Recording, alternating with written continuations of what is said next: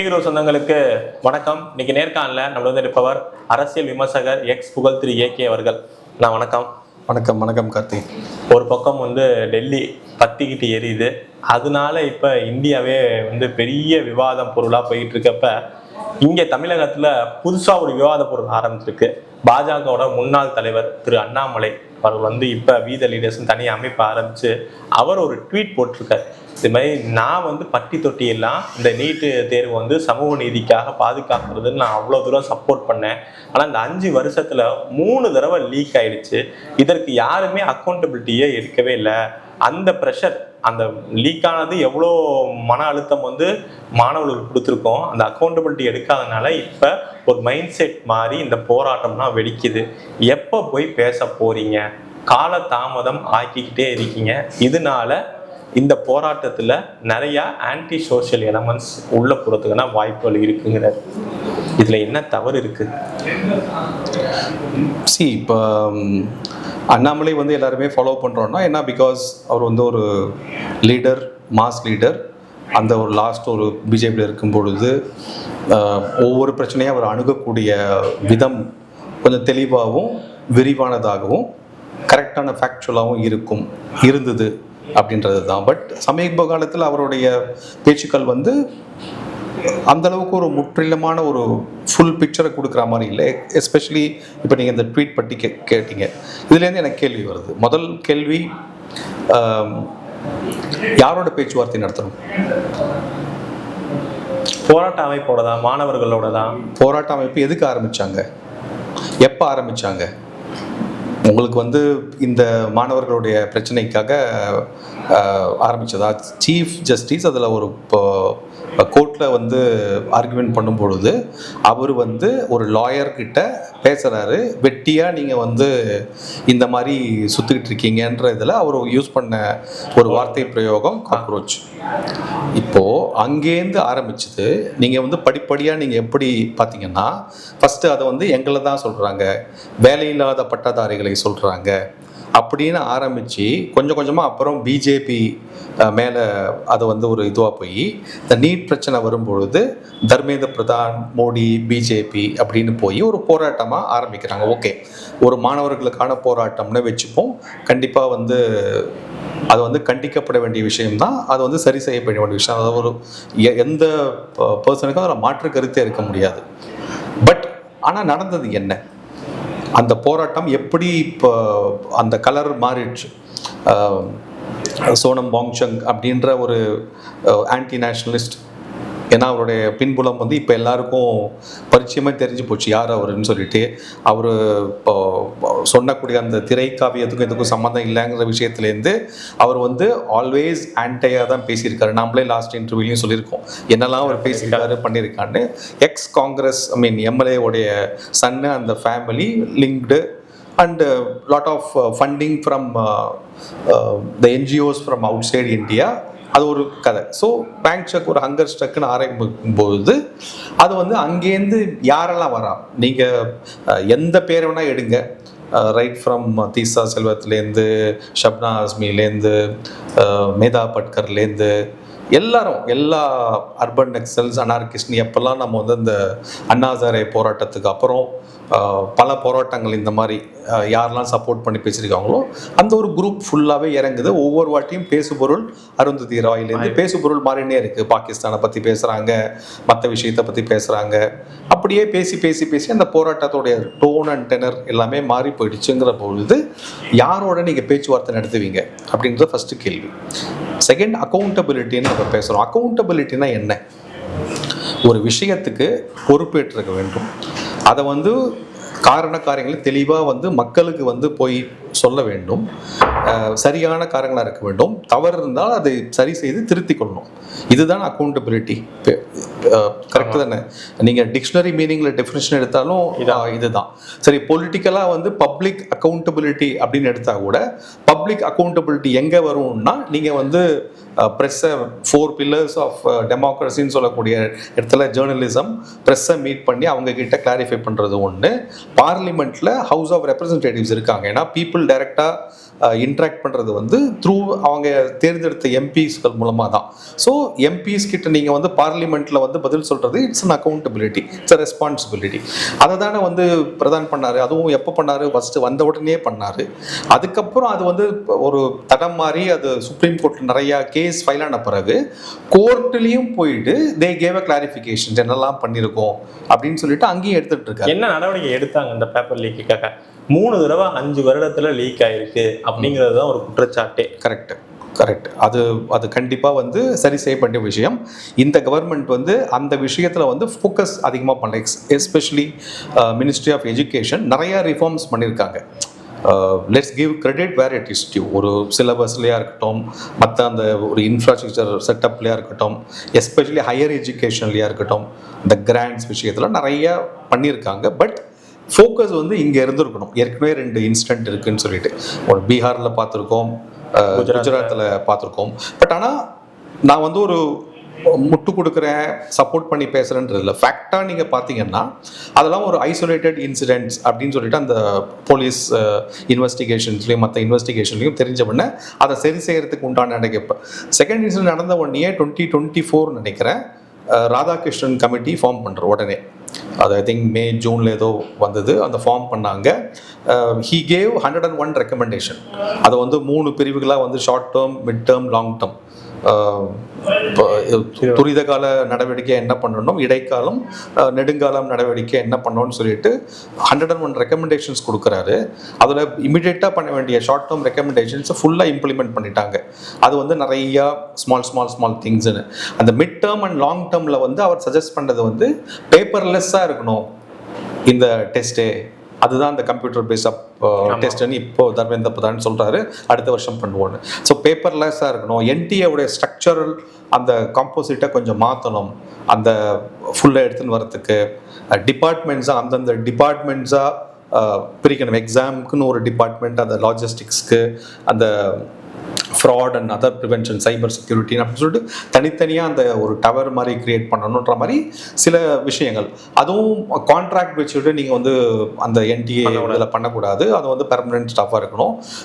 Try to bring it as a statutory body அப்படின்னு இந்த parliament இதையும் வருது. ஸோ இந்த ரெக்கமெண்டேஷன்ஸ்லாம் பண்ணிட்டு இது ஆன்கோயிங்கில் போயிட்டு இருக்கு. அப்போ இந்த லீக் திருப்பி வருது. இதில் பார்த்தீங்கன்னா இனிஷியலாக கவர்மெண்டோட ரெஸ்பான்ஸ் வந்து கண்டிப்பாக வந்து டிஃபென்சிவாக இருக்குன்னு சொல்ல மாட்டேன். பட் they said that ஒரு 1500 சொச்சம் பேருக்காக நான் வந்து என்டையர் எக்ஸாமே வந்து நீங்கள் சொல்லக்கூடாது, தப்பு சொல்லக்கூடாதுன்றது தான் ஃபஸ்ட்டு ஒரு ஆர்குமெண்ட்டாக இருந்தது. அதுக்கப்புறம் வந்து போக போக கோர்ட்டில் உடனே கேஸ் ஃபைல் ஆகுது. Joint parliament committee of education ஒரு ஏற்கனவே ஒரு பேனல் இருக்குது. ஒவ்வொரு வாட்டியும் போடும்போது ஒவ்வொரு டிபார்ட்மெண்ட்டுக்கும் ஒரு பேனல் போடுவாங்க. இந்த பார்லிமெண்ட் கமிட்டி ஃபார் எஜுகேஷன் வந்து 30 மெம்பர் பேனல். அதை லீட் பண்ணுறது பண்ணது யாருன்னா Digvijay Singh. June I think அவரோட டேர்ம் முடிகிறா மட்டும் பண்ணார். அதுக்கப்புறம் வாஸ்னிக் பண்ணுறாரு. அவரும் ஒரு Congress MP. 30 member panel across all parties. So அவங்க உள்ளே வராங்க, அவங்க கொஸ்டின் கேட்குறாங்க, எல்லா அஃபிஷியல்ஸு சிபிஐல சம்மன் பண்ணுறாங்க, அவங்க பேசுகிறாங்க. கோர்ட்டில் கேஸ் ஃபைல் ஆகுது. சுப்ரீம் கோர்ட்டில் ஜட்ஜஸ் கேள்வி கேட்குறாங்க, அதுக்கு போய் பதில் சொல்கிறாங்க கவர்மெண்ட்டு. ப்ரெஸ் கான்ஃபரன்ஸில் அட்டன் பண்ணிவிட்டு அதுக்கு ஒரு பிரதான் வந்து ப்ரெஸ் கான்ஃபரன்ஸில் டைரெக்டாக ஒத்துக்கிட்டு இருக்காரு. ஆமாம், இது வந்து எங்களுடைய தவறு, நாங்கள் இதை சரி செய்வோம், இதை நான் வந்து வருந்துகிறேன். கரெக்டாக அவர் வந்து ப்ரெஸ்ஸில் டு மீட் பண்ணி சொல்லியிருக்காரு. அப்போ இதெல்லாம் அக்கௌண்டபிலிட்டி கிடையாதா? செகண்ட், என்னெல்லாம் ஆக்ஷன் எடுத்திருக்காங்க அப்படின்னா, சிபிஐக்கு உடனே கேஸை மாற்ற சொன்னாங்க, மாற்றிட்டாங்க. தென் they found that இது வந்து ஒரு ஸ்மால் குரூப்பாக வந்த லீக்கு கிடையாது, இதோட நெட்வொர்க்கே பெருசு, நாம் எதிர்பார்த்ததோட பெரிய நெட்வொர்க்கு, இன்டர் ஸ்டேட் நெட்வொர்க்கு, ஒரு ஸ்டேட்டில் மட்டும் கிடையாது, இன்டர் ஸ்டேட் நெட்வொர்க்கு, எல்லா இடத்துலையும் வந்து இந்த ஒரு ஆளுங்க பூந்துருக்காங்க. இந்த என்டிஏலையும் உள்ள விஷக்கிருமிகள், அந்த கிரிமினல்ஸ் இருக்காங்க, கோச்சிங் சென்டர்ஸில் இருக்காங்க, டீச்சர்ஸ் இருக்காங்கன்னு சொல்லிட்டு 13 பேர் அரெஸ்ட் பண்ணியிருக்காங்க. பட் அதில் பார்த்தீங்கன்னா ஆல் ப்ரொஃபைல்ஸ் ஆஃப் பீப்புள் இருக்குது. இந்த சமயத்தில் தான் வந்து he made an assurance that நாங்கள் இப்போ கண்டிப்பாக எக்ஸாமை வந்து திருப்பி நடத்துவோம்னு சொல்லிட்டு திருப்பி நடத்தினாங்க எக்ஸாமை. அதை சக்ஸஸ்ஃபுல்லாக நடத்தினாங்க. ரிசல்ட்ஸ் டிக்ளேர் ஆகிட்டு அது ஒரு இது போயிட்டுருக்கு. ப்ளஸ் அதை தவிர சிபிஐ கேஸ் நடந்துகிட்ருக்கு, இன்வெஸ்டிகேஷன் போயிட்டுருக்கு. என்டிஆர் ரீஸ்ட்ரக்சர் பண்ணணுங்கிறதுக்கு வந்து ஒரு ஸ்டாச்சுட்டரி ரிஃபார்ம், அது வந்து பார்லிமெண்ட் அக்கௌண்டபிலிட்டி இருக்கணும்னு ஜாயிண்ட் பார்லிமெண்ட் கமிட்டியில் ரெக்கமெண்டேஷன் கொடுக்குறாங்க. அப்போ அது பண்ணுறதுக்கு கான்ஸ்டியூஷன் வழியாக பண்ணணும், அதுக்கு உண்டான ஆக்ஷன் போயிட்டுருக்கு. ஸோ இதெல்லாம் நடந்துகிட்டு இருக்கு. இந்த குவாலிட்டி ப்ராசஸ் நீங்கள் பார்த்தீங்கன்னா 3 விஷயம் சொல்லுவாங்க. ஒன்று, ஒரு இன்சிடென்ட் நடந்தால் முதல்ல கரெக்ஷன், அதுக்கப்புறம் கரெக்டிவ் ஆக்ஷன், அதுக்கப்புறம் ப்ரிவென்டிவ் ஆக்ஷன் அப்படின்னு 3 ஸ்டேஜ் இருக்குது. கரெக்ஷன் அப்படின்னா இமீடியட்டாக ஒரு பிரச்சனை நடந்திருக்கு, அதை வந்து சரி செய்யணுங்கிற பட்சத்தில் ரீடெஸ்ட் நடத்தாச்சு, சக்ஸஸ்ஃபுல்லாக போயிட்டு அது போயிட்டுருக்கு, அது கரெக்ஷன் முடிஞ்சிடுச்சு. கரெக்டிவ் ஆக்ஷனில் சிபிஐ இன்வெஸ்டிகேட் பண்ணுறாங்க, அரெஸ்ட் பண்ணுறாங்க, எஃப்ஐஆர்ஸ் போடுறாங்க, அந்த விஷயமும் பண்ணிட்டு இருக்காங்க. லாங் டேர்மில் இது தடுக்கக்கூடிய விஷயத்தில் நெக்ஸ்ட் வந்து கம்ப்யூட்டர் பேஸ்டு டெஸ்ட் 100% பேப்பர்லெஸ்லாம் இருக்கணும், அந்த ஸ்ட்ரக்சரையே மாற்றணும், அந்த அக்கௌண்டபிலிட்டி அங்கே வந்து டிபார்ட்மெண்ட் லெவலில் எடுத்துகிட்டு வரணும்னு சொல்லிட்டு அதுக்கு உண்டான அந்த ரெக்ரூட்மெண்ட்லேருந்து எல்லாம் பண்ணோம். அது அடுத்த வருஷத்துக்குள்ள பண்ணுறேன்னு சொல்லியிருக்காங்க. வெரி சேலஞ்சிங் டாஸ்க், பட் பண்ணுறேன்னு சொல்லியிருக்காங்க. ஸோ இதெல்லாமே ஆக்ஷனபிள் ஐட்டம்ஸ் தான். இப்போ நீங்க என்ன டிமாண்ட் பண்றீங்கன்னா, ஏதாவது ஒரு தப்பு பண்ணா உடனே ரிசைன் பண்ணா அந்த ப்ராப்ளம் சால்வ் ஆகும். இப்போ தர்மேந்திர பிரதான் ரிசைன் பண்றான்னு ஒரு பேச்சுவார்த்தைக்கு எடுத்தா கூட இந்த ப்ராப்ளம் சால்வ் ஆயிடுமா? ஆகாது. ஏற்கனவே நம்ம பார்த்துருக்கோம். இப்போ இந்த 26/11 அட்டாக்ஸ் போது சிவராஜ் பட்டேல் ரிசைன் பண்ண சொன்னாங்க. அப்படின்னா எல்லாமே சரியா போயிடுச்சுங்களா? அப்போ கிடையாது. அதே மாதிரி தான் வந்து அதுக்கு முன்னாடி ஒரு ரயில்வே ஜார்ஜ் பெர்னாண்டஸ் நினைக்கிறேன் ரயில்வே மினிஸ்டர் இருக்கும்போது ஆக்சிடென்ட்ல இது பண்ணார். அதே தான் அஸ்வினி வைஷ்ணவுக்கு ஒரு ஆக்சிடென்ட் நடந்த உடனே கேட்டாங்க. அவர் ரிசைன் பண்ணல. பட் அவர் என்ன பண்ணாரு, நான் எடுத்து சரி பண்ணுவேன்னு சொல்லிட்டு ஆக்சிடென்ட் வந்து கிட்டத்தட்ட ஒரு 200-230 ஆக்சிடென்ட் நடக்கிற அந்த காலகட்டத்தில் 2003-2004 ட்ரெயின் ஆக்சிடென்ட் சொல்றது இன்னைக்கு வந்து 10-14 ஆக்சிடென்ட்டும் குறைஞ்சிருக்கு. அதுக்கு என்ன பண்ணியிருக்காருன்னா, he had taken Kavach introduce பண்ணிக்கிட்டு நிறைய விஷயம் பண்ணியிருக்காரு, ஒரு ஸ்ட்ரக்சராக மாடிஃபை பண்ணியிருக்காரு நிறைய. ஸோ அக்கௌண்டபிலிட்டி அண்ட் ஆக்ஷன் அப்படின்னா எனக்கு அந்த பொறுப்புக்கு நான் வந்து ஏற்றுக்கிறேன், ஆமாம் தப்பு பண்ணியிருக்கேன், இதை நான் சரி செய்வேன், அதுக்கு உண்டான அஷூரன்ஸ் கொடுக்கறது தான் அக்கௌண்டபிலிட்டி. அதை கொடுத்துருக்காங்க. இன்ஃபேக்ட் நான் இன்னொரு விஷயம் கூட, துஷார் மேத்தா சுப்ரீம் கோர்ட்டில் போய் டைரக்டாக சொல்லியிருக்காரு, பிரதமர் மோடியை மேற்பார்வையில் டைரக்டாக வந்து அவர் வந்து இந்த கேசஸில் வந்து இன்வால்வ் ஆகிட்டு அவர் வந்து கவர்னன்ஸில் இருக்காரு அப்படின்னு பிரதமர் மோடி அப்படின்னு சுப்ரீம் கோர்ட்டில் ஒரு ஸ்டேட்மெண்ட் கொடுத்துட்டு வந்திருக்காரு, ப்ரூவ் பண்ணிட்டு வந்திருக்காரு. ஸோ இதெல்லாம் கவர்மெண்ட்டோடைய ஆக்ஷன்ஸ் இல்லையா, அக்கௌண்டபிலிட்டி இல்லையா? பட் இங்கே நம்ம என்ன எல்லாத்தையும் மறந்துடுறோம்னா, ஒருத்தரை உடனே எடுத்துட்டு 3 வாரம் ஆயிடுச்சு நான் பொறுமையாக இருந்துட்டேன் ரிசைன் பண்ணது கிடையாது. இதை ஃபிக்ஸ் பண்ணணும். இந்த சிஸ்டமில் கரப்ட் இருக்குது, ஆமாம் இதனால நான் வந்து பிஜேபி கவர்மெண்ட்டு தப்பே பண்ணலன்னு சொல்லுது, தப்பு பண்ணியிருக்காங்க, அதை சரி செய்யறதுக்கு உண்டான ஆக்ஷன் எடுத்திருக்காங்க. பட் இந்த பிரச்சனை வந்து பூதாகரமாக போயிருக்கு. ஆனால் அதே சமயத்தில் இந்த பிரச்சனையை வந்து மடைமாற்றி வேற ஒரு விஷயமா எடுத்துட்டு போறாங்க. அதெல்லாம் தான் நம்ம வந்து டீப் ஸ்டேட்ன்றோம். ஒரு இந்த வார்த்தை தான் எந்த பிரச்சனை வந்தாலும் சரி, டெல்லி ரியாக்ட், ஃபார்முலா, ஏதாவது ஒரு பிரச்சனை அரசாங்கத்துக்கு எதிர்த்து போராடினா உடனே இது வந்து டீப் ஸ்டேட் இருக்கு, அமெரிக்கா இருக்கு, இது ஒரு அவங்க நீங்க சொல்றீங்க யாரெல்லாம் குற்றம் சொல்றாங்க ஒரு டூல் கிட் இருக்கு பாத்தீங்களா அப்படின்னு சொல்ற மாதிரி இது அரசாங்க ரீதியில ஒரு டூல் கிட் இருக்கு. எது பண்ணாலும் சோரோஸ், அமெரிக்கா, ட்ரம்ப் நாட்டை கவுக்க போறாங்க. இது என்னது? இல்லை சரி, உங்களுக்கு டீப் ஸ்டேட்டு அப்படின்ற வார்த்தையை பிடிக்கலன்னா நீங்கள் வேறு ஏதாவது ஒரு வார்த்தையை வச்சுக்கோங்க, பிரேக் இந்தியா ஃபோர்ஸஸ்ன்னு வச்சுக்கோங்க, இல்லை வந்து டிரான்ஸ்நேஷ்னல் கான்ஸ்பிரசின்னு வச்சுக்கோங்க. இந்த பேர் முக்கியம் இல்லை. டீப் ஸ்டேட்டுங்கிற பொதுவாக வழங்கக்கூடிய பேர், அந்த நிறைய விஷயம் நம்ம பார்த்துருக்கோம், இதுக்கு முன்னாடியே நிறையா பார்த்துருக்கோம். இந்த காங்கிரஸ் கவர்மெண்ட் இருக்கும்போதே பார்த்துருக்கோம். நான் கூடங்குளம் ப்ரொட்டஸ்ட்லேருந்து நிறையா சொல்லுவேன். இப்போ ரீசெண்டாக நடக்கக்கூடிய நிக்கோபார் ப்ராஜெக்டை எதிர்க்கிறதுலேருந்து இங்கே ஏன் வந்து நம்ம இந்த சிஜேபி ப்ரொட்டஸ்ட்டை தான் வந்து டீப் ஸ்டேட்டுன்றோம்னா, ஒரு ஒரு ஒரு ஒரு அந்த த ஹெட் காக்ரோச் அந்த அபிஷேக் அவர் வந்து அவருடைய லிங்க்ஸ் எல்லாம் போய் பார்த்தீங்கன்னா சைனா அம்பாசிடரை போயிட்டு அந்த போய் மீட் பண்ணிட்டு வராரு. செகண்ட் வந்து இவர் வந்து யூஎஸ்ல இருக்கிறவர், இதை பார்த்துட்டு இங்கே வரேன்னு சொல்லிட்டு ஆரம்பிச்சிருக்காரு. எல்லாம் முடிஞ்சிடுச்சு கோர்ட்டில். அந்த காலகட்டத்தில் அந்த ஜூன் மாத காலகட்டத்தில் கோர்ட்டில் ஃபைலிங்ஸ் நடந்துருக்கு, ரீடெஸ்ட் நடந்துருச்சு, எல்லாமே பண்ணி முடிச்ச பிறகு என்ன பண்ண தெரியாமல் அமெரிக்கா போயிட்டார். கேட்டால் இதை நான் வந்து நான் கான்ஸ்டிடியூஷனுக்கும் பப்ளிக்குக்கும் விட்டுடுறேன்னு சொல்லிட்டு மூட்டை கட்டிட்டு போனவர் திடீர்னு கிளம்பி வராரு. திருப்பியும் வந்து டைரெக்டாக போய் ஜந்தர் மந்தரில் போய் உட்கார்றாரு. உட்கார்ந்த உடனே பிரச்சனைன்னு ஆரம்பிக்கிறாரு, டிசிக்னேஷன் வேணும்னு ஆரம்பிச்சு அங்கே நடக்கிறக்கூடிய கூத்துக்கள்லாம் வந்து லாஸ்ட் 30-40 டேஸ் என்ன நடந்துங்கிறது வந்து என்டையர் மீடியாவில் இருக்கு. இன்ஃபேக்ட் நானே நிறைய ஹைலைட் பண்ணியிருக்கேன். என்ன மாதிரி ப்ரொடெஸ்ட் பண்ணுறாங்க, யாரெல்லாம் கூப்பிட்டுட்டு அந்த ஃபண்ட் பண்ணுறாங்க. அதனால தான் இந்த FCRA உடைய ரெகுலேஷன்ஸ் வந்து நடுவில் வந்து ஸ்ட்ராங் பண்ணிட்டு சில ஃபண்டிங்ஸ் எல்லாம் ஸ்டாப் பண்ணும்போது, எஸ்பெஷலி இந்த வாங் செக்னு சொல்லக்கூடிய அவருடைய NGA which is related to some of the foundations, ரைட்டா, அது எல்லாமே வந்து FCRA உடைய இதில் மாட்டுது. இன்னொரு விஷயம் சொல்கிறேன் பாருங்கள். நம்ம வந்து நிறைய டைம் இப்போ இந்த டீப் ஸ்டேட்னு உடனே Ford foundation, Gates foundation, George சோராஸோடைய open source foundation or Hindenburg அது மாதிரி தான் போடுறோம். ஆனால் இதில் இந்த கனெக்ஷனில் வந்து I suspect lot of European angle which is mostly from Germany. Germany அப்படின்னு நான் சொல்கிறதுக்கு காரணம் என்னென்னா, நிறையா இந்த இந்த இந்த ப்ரொட்டஸ்ட், இந்த சிவில் அன்ரெஸ்ட் அப்படின்னு பற்றிலாம் வந்து, ஃபார் எக்ஸாம்பிள் ஜெர்மனி கவர்மெண்ட் வச்சுக்கோங்களேன், இந்த நீங்கள் ஒரு 3 ஆர்கனைசேஷன்ஸ் இருக்குது. HBSன்னு ஒன்று இருக்குது, தென் வந்து ஸ்கூல் ஆஃப் ஹெரிட் ஸ்கூல் ஆஃப் இது இருக்குது. அங்கே தான் வந்து ராகுல் காந்தி வந்து லாஸ்ட் டைம் வந்து மான்சூன் செஷனை வந்து வின்டர் செஷனை ஸ்கிப் பண்ணிவிட்டு ஜெர்மனிக்கு போயிட்டு அங்கே வந்து கார்னெலியா வாலை வந்து மீட் பண்ணுறாரு. இந்த கார்னெலியா வால் யார் அப்படின்னு பார்த்தீங்கன்னா, who is funded by George Soros foundation. நான் சொல்கிறது இந்த டிசம்பர் காலகட்டத்தில், நீட்டுக்கு முன்னாடி. இப்போ இந்த ஜெர்மனுடைய NGO இருக்கிற அந்த KASன்னு சொல்லக்கூடிய இது வந்து அவங்களுடைய கான்செப்டே இஸ் டோட்டலி டிஃப்ரெண்ட். ஏன்னா அவர் தான் வைஸ் சான்சலராக இருந்தார் போஸ்ட் World War II. அந்த கவர்மெண்ட், அவருடைய கவர்மெண்ட்டு தான் வந்து இந்த ஃபவுண்டேஷனை சப்போர்ட் பண்ணுறது. Government linked NGO. அவங்க தான் வந்து இங்கே ரிசர்ச் ஸ்டடீஸ்லாம் பண்ணுறாங்க. இங்கே ரிசர்ச் ஸ்டடி பண்ணுறதுக்கு அவங்க வந்து நிறைய சப்போர்ட் பண்ணுறது வந்து CSDSன்ற ஒரு அமைப்பு. இந்த CSDS யாருன்னு பார்த்தீங்கன்னா, ரிசர்ச் பேப்பர்லாம் போடுறாங்க. இது 10 years பிஃபோரே, டியூரிங் த 2014 அந்த போஸ்ட் அரவிந்த் கெஜ்ரிவால் அந்த ஃபியாஸ்கோலாம் நடக்கும்பொழுது சிவில் அன்ட்ரஸ்ட்டை எப்படி உருவாக்குறாங்க, சோஷியல் மீடியா வச்சுக்கிட்டு நம்ம எப்படி வந்து அந்த டிஜிட்டல் வாரை எடுத்துன்னு போனோம், அது எப்படி நடக்குது, அரவிந்த் கெஜ்ரிவால் எங்கே ஃபெயில் ஆனார், அதை எப்படி நம்ம கரெக்ட் பண்ணணும், அதோடைய ஸ்பேஸ் எங்கேன்னு சொல்லிட்டு ஒரு 67 பேஜ் ஒரு ரிசர்ச் ரிப்போர்ட்டை ரெடி பண்ணி கொடுத்துருக்காங்க. அதுதான் டூல் கிட்டு. அந்த டூல் கிட்டோட இதை பார்த்தீங்கன்னா தான் எக்ஸாக்டாக what I am saying is happening. எப்படி வந்து இந்த digital warfare, it is no more conventional warfare. நம்ம நிறைய வாட்டி சொல்லியிருக்கோம். போயிட்டு உங்களை வந்து ஒரு நரேட்டிவ் செட் பண்ணி, இப்போ ஒரு வழக்கே போட்டிருக்காங்க.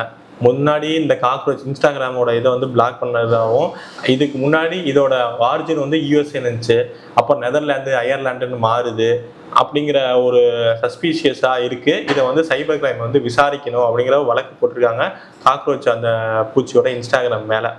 அதை தாண்டி அவங்களுக்கு அந்த மொபிலைஸ் ஆகுது, இன்ஸ்டாகிராமோ இல்லை சோஷியல் மீடியா மூலியமா மொபிலைஸ் ஆகுதுன்னா இது கவர்மெண்ட் பார்க்க முடியாதா? எப்படி அவங்களுக்கு மொபிலைஸ் ஆகுது?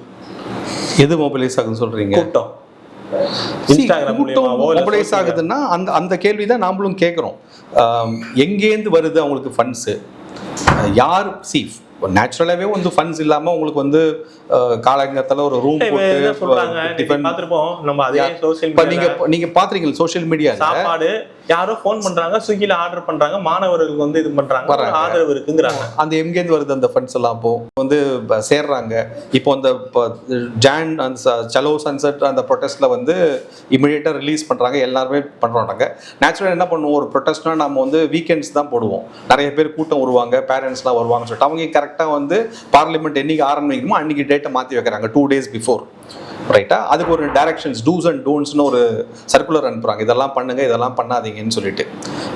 அதில் வந்து ஒன் ஆஃப் த டூஸ் வந்து என்ன இருந்தாலும் நீங்கள் வந்து எல்லாத்தையும் வீடியோவில் கேப்சர் பண்ணுங்க உங்கள் ஃபோனில் அப்படிங்கிறது ஒன் ஆஃப் த டூஸ் பண்ணுங்கன்னு சொல்லிட்டு இது. ஸோ இந்த அபிஷேக்கோ இந்த வாங் சங்கோ அது சப்போர்ட் பண்ணுற பார்ட்டியோ இல்லை இந்த ராகுல் காந்தியோ காங்கிரஸோ இல்லை இந்த காமி சிஸ்டம் ஈகோ சிஸ்டமோ அர்பன் நெக்ஸல்ஸோ எல்லாருமே வந்து நீங்கள் பார்த்தீங்கன்னா எல்லாருமே அந்த புகழ்பெற்ற அண்ணா ஹசாரே காலகட்டத்துக்கு அதுக்கு முன்னாடி காலகட்டத்திலேருந்து இந்தியா வளரக்கூடாதுங்கிறதுக்கு ரொம்ப உறுதுணையாக மற்ற வெளிநாட்டு சதிகளுக்கு ஆட்பட்ட ஒரு கூட்டம் தான். என்ஜிஓஸ் அப்படின்னாலே அங்கே நம்ம லாஸ்ட் டைமே பேசியிருக்கோம், அவங்க வந்து ஃபண்டு வருது, டிஸ்ட்ரப்ஷன் இங்கே வந்து அவங்களுடைய வேலையே அதுதான். இந்த எஃப்சிஆர்ஏ கொண்டு வர்றது தான் மேஜர் பிரச்சனை. எஃப்சிஆர்ஏ இஸ் பிகாஸ் இப்போ வேங்செக்கோடைய ஃபண்ட் பண்ணுற என்ஜிஓ பாதிக்கப்பட்டிருக்கு. நான் சொல்கிறேன் இந்த சிஎஸ்டிஎஸ் அந்த இது பாதிக்கப்படுது, அது மாதிரி நிறைய ஃபவுண்டேஷன் பாதிக்கப்படுது. அது மூலமாக தான் ஃபண்ட்ஸ் வந்துட்டு இந்த மாதிரி விஷயத்துக்கு காசு பரிவர்த்தனை நடக்குது. FCRA is one of the hidden இது. இன்னைக்கு வந்து தர்மேந்திர பிரதான் ரெசிக்னேஷன் வந்து ஒரு சிம்பாலிசம் தான். இது வந்து சும்மா என்னை ரிசைன் பண்ணுங்கிற ஒரு போர்வையில் நடக்கக்கூடிய ஒரு இதுதான். தர்மேந்திர பேச்சுவார்த்தைக்கு ரிசைன் பண்ணாலே நெக்ஸ்ட் என்ன பண்ணுவாங்க, மோடி ரிசைன் பண்ணோம், அப்போ ஆரம்பிச்சிட்டாங்க. தென் வந்து நிதின் கட்கரி ரிசைன் பண்ணோம், ஏன்னா E20 ப்ராப்ளம் பண்ணுறாரு. அஸ்வின் வைஷ்ணவ் ரிசைன் பண்ணோம், அவங்க வந்து சரியில்லை. நிர்மலா சீதாராமன் வந்து ரிசைன் பண்ணோன்னா அவங்க வந்து ஃபினான்ஸை ஒழுங்காக கோட்டை விட்டாங்க, ஜிஎஸ்டியில் ப்ராப்ளம் அப்படின்னு இதெல்லாமோ சொல்லிட்டு ஒருத்தராக பண்ணிக்கிட்டே வருவாங்க. ஸோ இவங்க நரேட்டிவ் செட் பண்ணுறது அதுதான். ஸோ இதில் இந்த நரேட்டிவில் தான் நீங்கள் போய் மாட்டிக்காதீங்க. அப்போ யாரோட பேசணும், அக்கௌண்டபிலிட்டி இருக்கு, அதுக்கு உண்டான ரெஸ்பான்சிபிலிட்டி எடுத்துட்டு இருக்காரு. அப்போ பேச்சுவார்த்தை இவங்ககிட்ட நடத்த முடியாது. ஒரு எப்படி ஒரு காஷ்மீர் பிரிவினைவாதத்தையும் மற்ற உள்நாட்டு கலவரத்தையும் மற்ற விஷயத்தையும் நம்ம இந்திய இறையாண்மைக்கு என்னெல்லாம் பண்ணக்கூடாதோ வெளியில வந்து சிவில் அண்ட்ரஸ்ட் அவங்க சொல்றாங்க, பங்களாதேஷ் மாதிரியோ ஸ்ரீலங்கா மாதிரியோ நேபாள் மாதிரியோ இங்கேயும் டெல்லி ஆக்கணுங்கிறது தான் அவங்களுடைய முயற்சி. அதை வந்து உடைக்கிறதுக்கு உண்டான விஷயத்தை கவர்மெண்ட் பண்ணும்போது நேச்சுரலா அந்த ப்ராப்ளம் வருது. காணொலி இறுதியான கேள்வியா, இவங்க தெளிவா இருக்காங்க, தர்மேந்திர பிரதான் வந்து ரிசைன் பண்ணனா நாங்கள் போராட்டத்தை விட மாட்டோம், தொடர்ந்துகிட்டே இருப்போம்னு.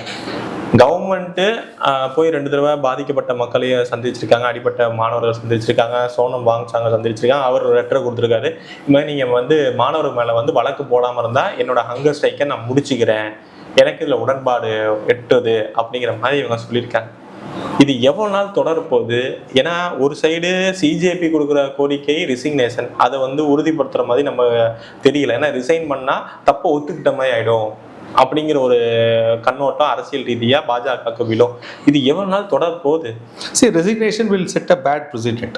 இப்போ ஒரு வாட்டி நீங்கள் வந்து ரெசிக்னேஷன் ஆரம்பிச்சிங்கன்னா அதுக்கு எல்லை இல்லாத முடிவாக போயிட்டே இருக்கும், மொத்தத்தோடைய ரெசிக்னேஷனாக போயிட்டே இருக்கும். அக்கௌண்டபிலிட்டி தான் தேவைன்னா எஸ் அக்கௌண்டபிலிட்டி தேவை. இந்த சிஸ்டம் வந்து கரெக்டாக இருக்கா? எஸ் கரெக்டாக இருக்குது. இதை ஃபிக்ஸ் பண்ணணுமா? ஆமாம் ஃபிக்ஸ் பண்ணணும்.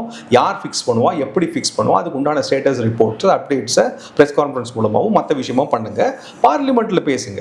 ஏன்னா டைரக்ட் அக்கௌண்டபிலிட்டி அங்கே தான் பீப்புளோட உங்களுக்கு, அதுக்கு தான் வந்து எம்பிஸ் இருக்காங்க. ஆனால் பார்லிமெண்ட்ல இவங்க டிஸ்கஷனே வேணான்றாங்க, தர்ணா பண்ணிக்கிட்டு ஓடி போயிடுறாங்க. அவங்களோட என்ன சொல்றாங்கன்னா, நீங்க எஜுகேஷன் மினிஸ்டர் ரிசைன் பண்ண சொல்லுங்க, நாங்க வந்து பேசுறோம். சரி, எஜுகேஷன் மினிஸ்டர் ரிசைன் பண்ணா என்ன ஆகும் எனக்கு சொல்லுங்க. நெக்ஸ்ட் இப்போ ஒரு ஆர்குமெண்ட் சீக்கிரம் வச்சுக்கலாம். வந்து இவங்க வந்து கண் தொடைப்பு தான், வேற ஒரு எஜுகேஷன் மினிஸ்டர் வருவாங்கல்ல. இல்ல இப்ப எதிர்கட்சிகள்லாம் வெறும் கண் தொடைப்பு தான் பண்றாங்க. இது ஒரு காரணமா இல்ல, ஆக்கப்பூர்வமா இருந்தா இது எப்படி ஒரு விவாதம் ஆயிருக்குன்னா பார்லிமெண்ட்ல டிஸ்கஸ் பண்ணிக்கிட்டு பொதுமக்கள் பார்வைக்கு வச்சிருப்பாங்க என்னெல்லாம் தப்புன்னு சொல்லிட்டு. அப்ப கவர்மெண்ட் பண்ணல அப்படின்னா கவர்மெண்ட் என்னெல்லாம் பண்ணிருக்கு நானே லிஸ்ட் பண்றேன் ஒரு 10 பாயிண்ட். அப்ப தர்மேந்திர பிரதான் லிஸ்ட் பண்ணலையா, அவர் பண்ணாம இல்லையா, இல்ல சுப்ரீம் கோர்ட் வந்து வேடிக்கை பார்க்குதா? இதெல்லாம் சுப்ரீம் கோர்ட்ல ஆர்குமெண்ட் இன்னும் கேஸ் நடந்துட்டு இருக்கு, அதில் வந்து போயிட்டு கொடுத்துட்டு தான் இருக்காங்க. ஸோ எல்லா இன்ஃபர்மேஷனும் வருது. இன்னைக்கு நம்ம செலக்டிவ் அம்னீஷியா ஆகிட்டோம். நம்ம வந்து இப்போ ஒரு நெக்ஸ்ட் முந்தானத்து நடந்தது என்ன கேட்டால், இன்னைக்கு 3 வாட்டி ஆச்சு நான் சப்போர்ட் பண்ணேனே. ஆமாம் 3 வாட்டி ஆச்சு, தப்பு தான், இதில் ஃபோக்கஸ் பண்ணியிருக்கணும் தான். பட் நடந்தது வந்து இதோட மிகப்பெரிய நெட்வொர்க். இந்த டிஜிட்டல் வாரில் நம்ம ஃபெயிலியர் ஆகிருக்கோம். ஓகே, நெக்ஸ்ட் வந்து அந்த கம்யூனிகேஷன் அப்படின்னு, கம்யூனிகேஷன்னா யார் இப்போ உங்களுக்கு ப்ரெஸ் கான்ஃபரன்ஸில் கொடுக்குறாரு, பார்லிமெண்ட் லைவ் டிபேட் ஓடுது, மற்ற விஷயம்லாம் பேசுறாரு. இப்போ பிரதமர் மோடி பேசியிருக்காரு. இப்போ பிரதமர் மோடி ஏன் 30 நாளாக பேசலை அப்படின்னா, அவர் வந்து இப்போ gives that empowerment to his ministers and other people to go and do the job, fix the job. அவர் வந்து சுப்ரீம் கோர்ட்ல டைரக்டா கொடுத்துருக்காரு அஃபிடவிட் சேயிங் தட் நான் வந்து இதை டைரக்டா என் பர்சனலா பாக்குறேன்னு சொல்லியிருக்காரு. அதையும் நம்ப மாட்டீங்க அப்படின்னா உங்களுடைய இது எப்படி இருக்குன்னா, நான் எதுவுமே நம்ப மாட்டேன், நீ ரிசைன் பண்ணு அந்த ராகுல் காந்தி மாதிரி. அந்த ஸோ நீங்க அந்த சிஜேபி ப்ரொட்டஸ்டர்ஸ்க்கோ அந்த ஆன்டி நேஷனல் அர்பன் எக்ஸல் சொல்லக்கூடிய உங்களுக்கு சார்பா நீங்க பேசும்பொழுது தான் உங்களை ஆன்டி நேஷனல்ஸ்ன்ற கால் பண்ண வேண்டிய ஒரு கட்டாயத்துக்கு வருது.